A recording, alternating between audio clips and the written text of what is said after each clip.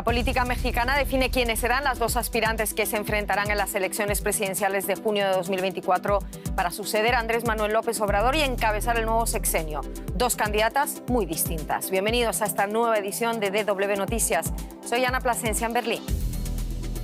Claudia Sheinbaum fue elegida como candidata del gobernante Morena, con lo que busca convertirse en la primera mujer en la historia del país en ocupar ese cargo, enfrentándose a la opositora Xóchitl Gálvez, empresaria y senadora que lidera el Frente Amplio por México. Seguimos en ese país donde la interrupción del embarazo será legal a nivel nacional, luego de que este miércoles el máximo tribunal del país declarara inconstitucional su prohibición. Hasta ahora solo una decena de estados del país que ajustaron sus leyes locales permitían a las mujeres la interrupción del embarazo. Y la crisis de migración infantil golpea a América Latina y el Caribe. La violencia, inestabilidad, el cambio climático son las principales causas del desplazamiento de niños en una región donde el 25% de los migrantes son menores de edad, la mayor proporción a nivel global.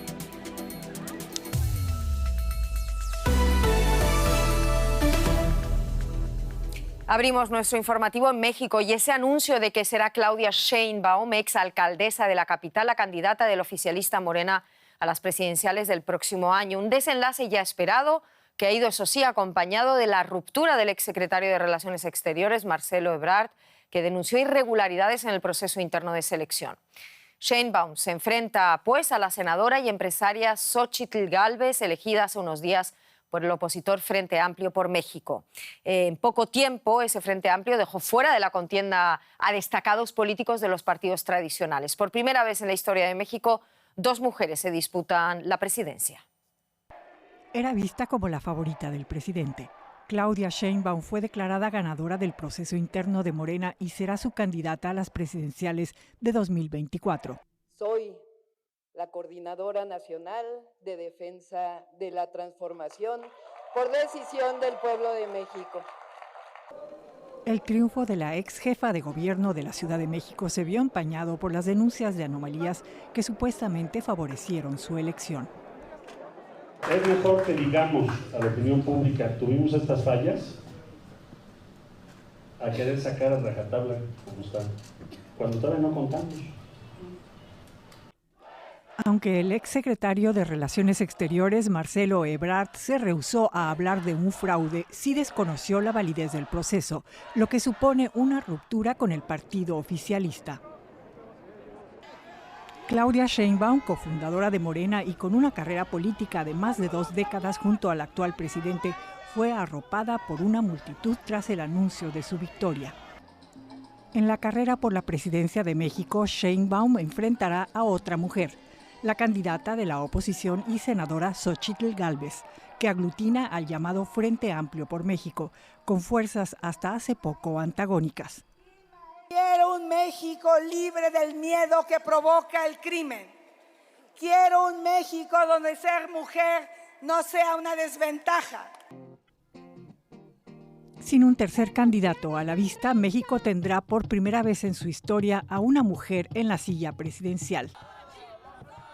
La que gane en las urnas enfrentará un desafío mayúsculo: pobreza, un déficit en educación y salud en un país profundamente machista, tomado por la violencia del narcotráfico y un escandaloso récord de feminicidios. Pues con todos esos retos por delante, dos mujeres se disputan por primera vez la presidencia de México. Decidió el pueblo de México, dijo Claudia Sheinbaum en su primer mensaje como candidata. Andrea Sosa Cabrios en la capital. Sheinbaum destacó que la unidad del partido es fundamental de cara a las presidenciales. Resulta algo irónico cuando el ex canciller Marcelo Ebrard, otro de los aspirantes, desconoció la validez del proceso. ¿Por qué? Bueno, era un final casi anunciado porque Marcelo Ebrard venía denunciando que había favoritismo hacia Claudia Sheinbaum, por ejemplo, con el manejo de recursos de la Secretaría del Bienestar, del Ministerio de Obra Social, digamos, en favor de Claudia Sheinbaum. Eso es lo que él decía, que había un uso del aparato del Estado en parte para favorecer a la que se considera la candidata favorita del presidente desde el inicio. Marcelo Ebrard ya dijo que siente que no hay lugar para él en Morena, y que va a ver qué es lo que hace en adelante. Probablemente se presente como candidato, dijo que quiere estar en la boleta, pero no se sabe cómo, si lo hará como un independiente o si será candidato de Movimiento Ciudadano, que es un partido opositor más chico que todavía no ha definido quién lo representará. Así que por el momento sí hay ruptura y no se sabe a dónde va a ir Ebrard y a quién le va a quitar votos, si se va con otro partido o como independiente. Ya lo comentas tú, favorita desde el inicio de la campaña, Sheinbaum se va a enfrentar el próximo 2 de junio a Gálvez, senadora, empresaria de origen indígena de 60 años, quien el domingo fue elegida candidata de una coalición de partidos opositores. ¿Qué las caracteriza y qué las diferencia? Bueno, es muy interesante porque es la primera vez, que, como decían recién, que son dos mujeres las que van a competir por la presidencia y además dos mujeres con posibilidades, porque lo hacen por los dos grandes bloques políticos del país. Lo que caracteriza a estas mujeres es que, bueno, las dos son más o menos contemporáneas. Sheinbaum tiene 61 años, Xochitl Gálvez tiene 60. Sheinbaum es física, con ingeniería en temas energéticos también, y tiene un doctorado. Xochitl Gálvez es ingeniera en computación y los orígenes de ambas son bastante diferentes, así como sus personalidades. En el caso de Sheinbaum es una mujer de clase media, de una familia de científicos, un padre químico, la madre bióloga. En el caso de Xochitl Gálvez es de origen más humilde, aunque se la presenta como la candidata de la oligarquía, así dice el presidente. En realidad, Xochitl Gálvez tiene orígenes más humildes, un padre que era maestro indígena, la madre mestiza. Ella dice que vendía gelatinas cuando era niña, que llegó a la Ciudad de México con una beca para estudiar ingeniería. Entonces, bueno, esa es una de las diferencias, ¿no?, en sus orígenes. Y por otro lado, las personalidades también. Claudia Sheinbaum es una mujer como muy seria, no sonríe mucho a veces, es más parca, repite mucho las frases del presidente. Xochitl Gálvez se presenta más como una rebelde que dice groserías, es bastante carismática. Y al mismo tiempo, Claudia Sheinbaum tiene ya una experiencia como gobernante en la ciudad más grande del país, mientras que Xochitl Gálvez solo ha sido senadora y ha gobernado un distrito, una alcaldía de la Ciudad de México. Entonces, ambas llegaron a la política más o menos en el año 2000 por caminos diferentes, pero sí es un duelo interesante entre dos mujeres que estudiaron carreras científicas, técnicas y con bastantes diferentes personalidades. Andrea, muchísimas gracias por acercarnos a esas dos figuras y candidatas a la presidencia en las presidenciales de 2024 en México. Mil gracias, un saludo hacia Ciudad de México. Y nos quedamos en México y nos ocupamos de otro tema que protagoniza la actualidad. Recordarán, hace 2 años la Suprema Corte mexicana dictaminaba que el aborto no era delito en el estado de Coahuila, era el punto de partida de una larga y ardua carrera hacia la despenalización del aborto. Hasta ahora, solo una decena de estados del país que ajustaron sus leyes locales permitían a las mujeres la interrupción del embarazo con un límite de 12 semanas de gestación en la mayoría de las legislaciones. Ahora, el tribunal ha decidido que el aborto ya no es punible en todo el país, aunque esto no garantiza a todas las mujeres de México el acceso inmediato a esta intervención. Activistas pro derechos humanos ya lo celebran como un importante paso hacia adelante. Ese fallo del máximo tribunal respondió al amparo interpuesto del Grupo de Información en Reproducción Elegida, GIRE. Saludamos en Ciudad de México a la subdirectora de la Organización Feminista y de Derechos Humanos, Isabel Fulda. Isabel, ¿es para ustedes una sentencia histórica esta?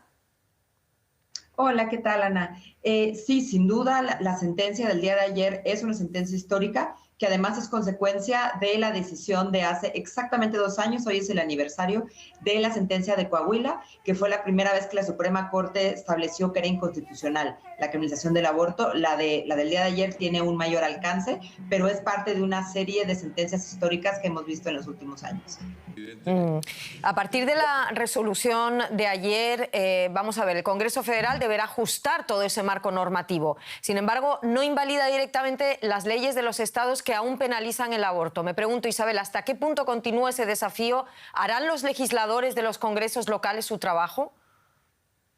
Exactamente como dices, quienes están obligados de la sentencia de ayer es el Congreso Federal.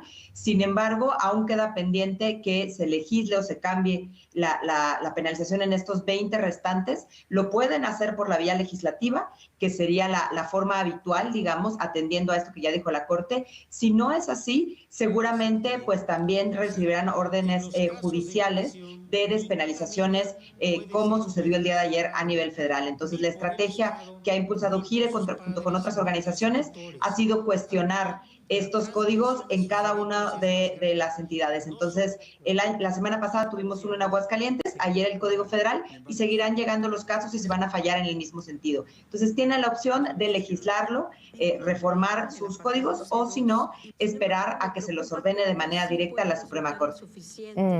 ¿Qué significa esta sentencia en un país predominantemente católico, con regiones tradicionales y más conservadoras? ¿Estamos ante un cambio en la sociedad mexicana, dirías?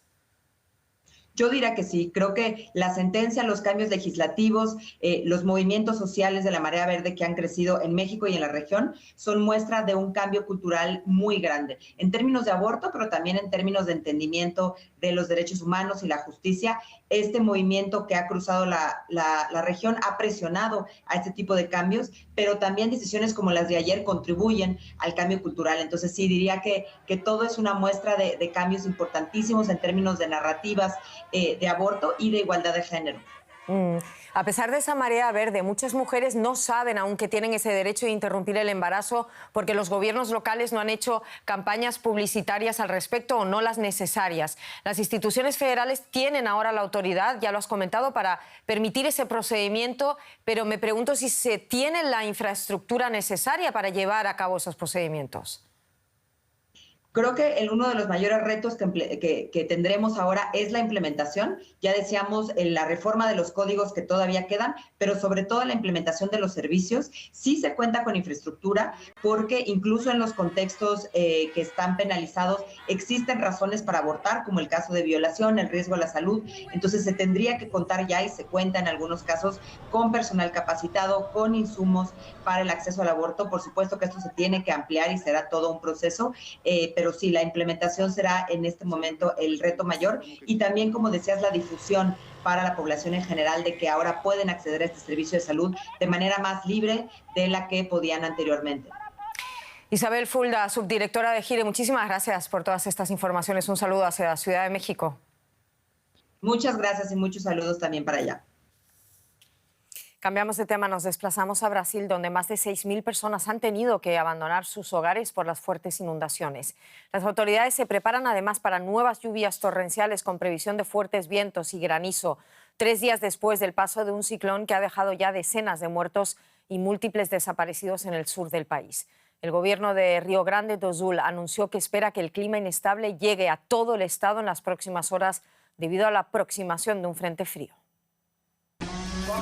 Han sido días difíciles para los habitantes de Rocasales.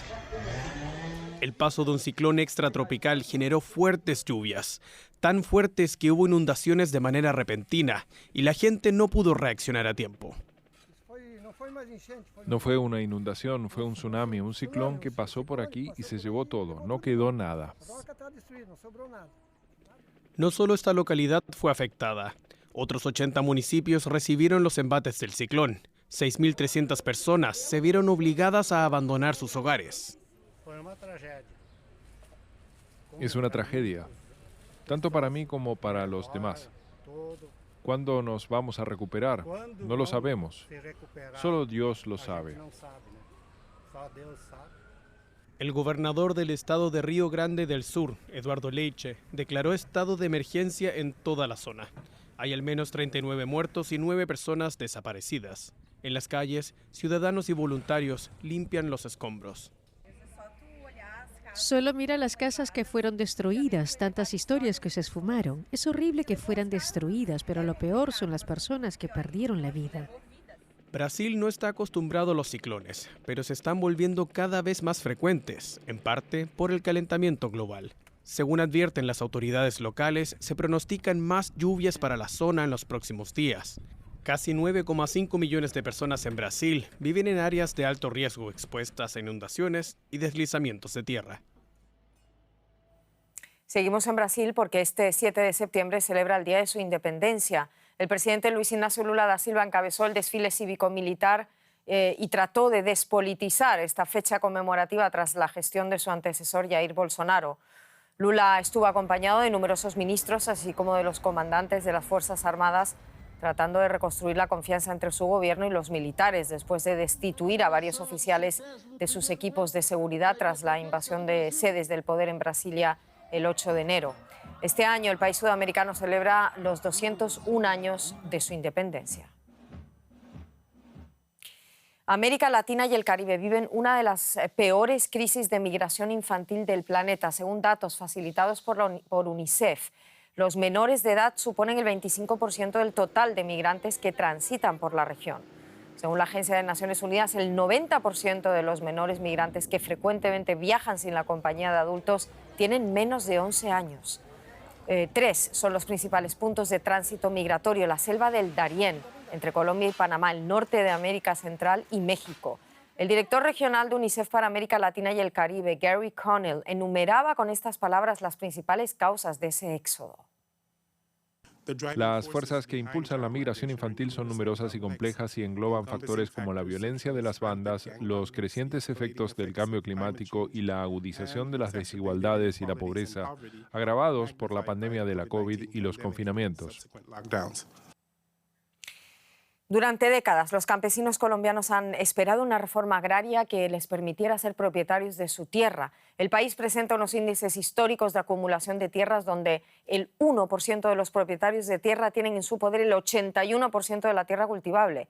En muchos de esos casos, esa acumulación de tierra fue producto del desplazamiento forzado y de la acción violenta de los grupos armados. El gobierno de Gustavo Petro prometió comenzar esas reformas y hoy los campesinos de la finca El Paraíso celebran su primera cosecha. El gobierno de Gustavo Petro les entregó 170 hectáreas a más de 40 familias que no tenían predios o que habían sido desplazados por la violencia. Suena el acordeón en la sabana colombiana. 42 familias celebran que lograron producir más de 320 toneladas de alimento en tierras de su propiedad. Lo fundamental para nosotros sobrevivir, vivir más que todo, es la tierra, porque sin ello, ¿qué cultivamos, qué comemos? Porque de ahí es que nosotros nos sustentamos para comer, para nuestra familia. Imagínate, una tierra, eso es sagrado. Entonces, eso es una bendición que el gobierno nos haya puesto estas tierras en nuestras manos. La conmemoración incluye arroz cosechado aquí. Ahora la finca se llama El Paraíso. Fue devuelta a campesinos que habían sido desplazados. Gilberto no puede evitar recordar las fiestas que hacían los paramilitares cuando atacaban las comunidades.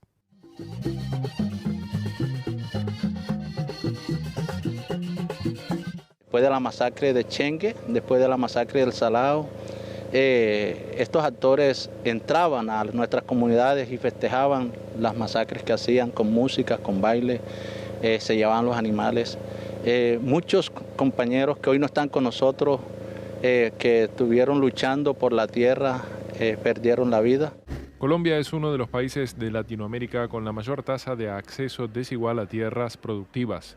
El país sufrió una contrarreforma agraria que realizaron los grupos armados y que favoreció a los latifundistas. Tener tierra por primera vez se siente una alegría inmensa porque uno, pues, con esa ayuda que nos vienen dando de las tierras y todo eso, podemos producir cualquier cantidad de alimentos que nos beneficia a cualquier cantidad de personas, por ejemplo, familias y los que se van para el mercado, para otras partes. Eso es un beneficio para las demás personas. El dinero que tenían ahorrado lo convirtieron en semillas de arroz, pero para la cosecha tuvieron que alquilar máquinas, un costo que pagarán con costales del cereal. Ahora tienen tierras, pero les falta acceso al crédito e infraestructura. Los campesinos de la finca El Paraíso cosechan por primera vez en su vida semillas que sembraron en tierra de su propiedad. Sacar 64 hectáreas de arroz de estos territorios es un desafío tremendo, similar al que tiene el gobierno de Gustavo Petro, que se comprometió a entregar cientos de miles de hectáreas a campesinos desplazados o sin tierra. La falta de infraestructura obliga a los campesinos a sacar la cosecha utilizando el río San Jorge, que en esta región se convierte en una ciénaga. Cada bulto de arroz pesa entre 70 y 80 kilos. Ayuda ahí, ayuda.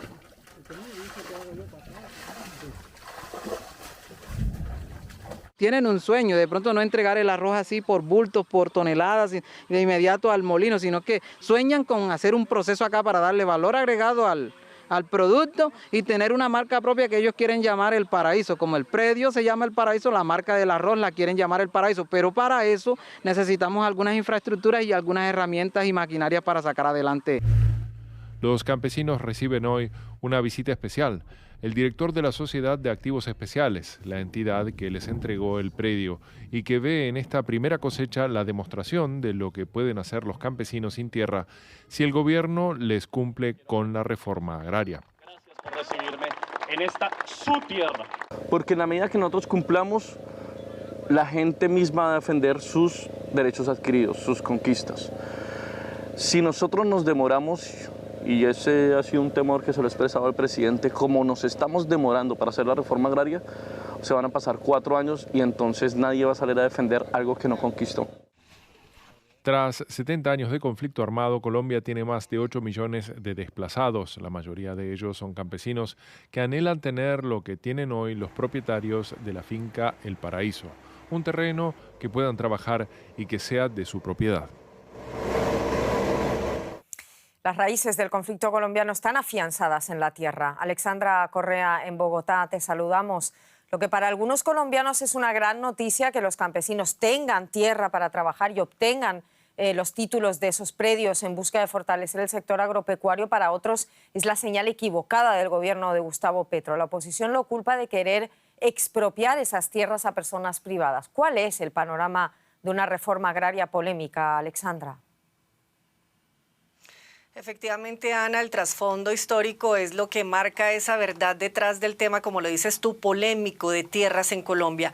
En el acuerdo de paz del 2016 con la entonces guerrilla de las FARC, Ana, las partes acordaron formalizar la asignación de títulos para quienes ya tenían posesión sobre la tierra e incluía restituir y reparar a quienes perdieron esas tierras durante el conflicto armado, ya sea por desplazamiento forzado o campesinos que huyeron por amenazas frente a sus propiedades y las tuvieron que abandonar, o por las extorsiones y amenazas de muerte y que tuvieron que huir por miedo. Y esas tierras fueron ocupadas por actores armados o criminales corrientes que a su vez vendieron esas propiedades de manera irregular a empresas privadas o a particulares que hoy sienten miedo de perderlas y molestia con este gobierno que se trazó devolverlas en ese plan de cumplir con esa reforma agraria que permita producir esa tierra. Muchos hablan de expropiación a la propiedad privada, como bien lo mencionas, pero el gobierno ha dicho que no es expropiación, pero que sí deben llegar a un acuerdo para que esas tierras sean devueltas a los campesinos a un precio para ellos, es decir, para el gobierno razonable. Por supuesto, hay oposición y de hecho temor, por un lado, a que se formen nuevos grupos paramilitares, es decir, personas armadas al servicio de intereses privados para proteger esas tierras. El mismo Petro lo mencionó. Y por otro lado, que los colectivos campesinos se organicen, Ana, mediante las asambleas campesinas por la tierra que apoya el gobierno y en donde ya se genera una desconfianza mutua por el tema. Alexandra, brevemente el tema, ya lo vemos, esa reforma agraria es un punto muy importante para los actores armados que se han sentado con los gobiernos colombianos a dialogar. ¿Por qué el tema de las tierras es tan crucial para alcanzar esa paz? Mira, han sido 6 décadas de disputa en medio del problema del narcotráfico, por supuesto, uno de los flagelos de Colombia, pero según el Centro de Memoria Histórica del país, el mayor problema que tiene Colombia es el agrario y la distribución equitativa de esa tierra, y es una deuda histórica del Estado que se profundizó con el conflicto armado. Este aspecto es de especial importancia para los procesos de paz, Ana, porque el coeficiente Gini de tierras en Colombia llega al 0,8%, es decir, uno de los más desiguales del mundo. Por eso el tema propiedad de tierras en este país continúa siendo un proceso de conflicto violento, porque en muchas ocasiones campesinos han intentado recuperar tierras por la vía legal y terminan siendo asesinados. Por supuesto, es un tema que importa en todos los diálogos de paz y al ELN no se le va a escapar en estos diálogos que lleva con el gobierno. Alexandra Correa, muchísimas gracias por todas estas informaciones. Un saludo hacia nuestro estudio en Bogotá. Este jueves, Gabriel Boric firmó junto a los expresidentes chilenos Sebastián Piñera, Michelle Bachelet, Ricardo Lagos y Eduardo Frei una declaración a favor de la democracia y la protección de los derechos humanos. El documento recibió el nombre de Compromiso por la Democracia. Todos los líderes desde el fin de la dictadura se hicieron partícipes de la iniciativa impulsada por Boric. El mandatario busca sellar un acuerdo similar al que asumieron los expresidentes uruguayos y el actual mandatario Lacalle Pou, que en el 50 aniversario del golpe de Estado en su país suscribieron un celebrado mensaje de nunca más. A pocos días del aniversario del golpe cívico-militar en Chile, también aquí en Alemania se recuerdan esos días. La exposición fotográfica Chile en convulsión, 50 años después, se inauguró este jueves aquí en Berlín, en la capital, y repasa la historia del país sudamericano desde los meses previos al golpe hasta la actualidad. La central de los socialdemócratas alemanes acoge en Berlín el testimonio histórico de conocidos fotógrafos como el alemán Thomas Bilhardt, el portugués Armindo Cardoso y el chileno José Giribás Marambio. Este último, exiliado en Alemania desde 1974, también fue el curador de la muestra. Bueno, este es un proyecto en conmemoración de los 50 años del golpe militar en Chile, que muestra la parte histórica, o sea, de incluso antes del golpe hasta el gobierno, pasando por el gobierno de Allende y después la represión de la dictadura. Y además contamos en el foyer de este edificio con el Chile actual, representado por el trabajo de 12 fotógrafas chilenas. El 11 de septiembre de 1973, los militares dieron un golpe de Estado en Chile y pusieron fin al breve periodo de gobierno elegido democráticamente de Salvador Allende. Esto se hizo fundamentalmente para mantener viva la memoria histórica y, en segundo lugar, para agradecer a todo el movimiento solidario alemán que nos permitió llegar a este país. Las fotografías de las artistas femeninas dan una mirada a la agitación en las calles durante el estallido social de octubre de 2019. Desde entonces, Chile decidió redactar una nueva constitución para borrar completamente la de 1980, escrita bajo la dictadura militar. La primera propuesta, redactada mayoritariamente por partidos de izquierda, fue rechazada en 2022. Ahora la redacción de la nueva hoja de ruta se encuentra principalmente en manos de la derecha y ultraderecha chilena y su aprobación o rechazo será votado en diciembre de este año. Bueno, pues aquí lo dejamos. Volvemos con más informaciones y ya saben que también actualizamos todos los contenidos a través de nuestra página web y también en redes sociales. En nombre de todo el equipo, gracias por acompañarnos una vez más. Feliz jueves donde quiera que estén.